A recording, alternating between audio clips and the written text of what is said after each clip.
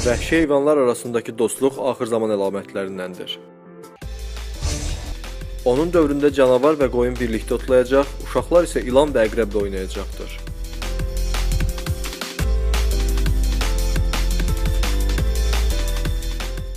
Dünyada elə bir təhlükəsiz şərait yaranacaq ki, ilanlar dəvələrlə, pələnglər inəklərlə, canavarlar isə qoyunlarla birlikdə otlayacaqdır.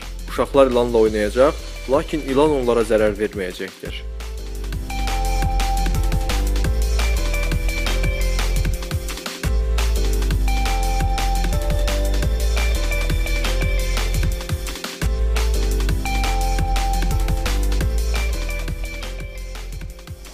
İnsanlar arasında kin və düşmənçilik qalxacaqdır. Əqrəb və ilanların zəhərləri olmayacaq, hətta uşaqlar ilanla oynayacaq, lakin ilan onları vurmayacaqdır. Qız uşaqları şiri qaçırmaq istəyəcəklər, lakin şir onlara toxunmayacaqdır. Canavar qoyunların arasında sanki çoban iti kimi keşik çəkəcəkdir.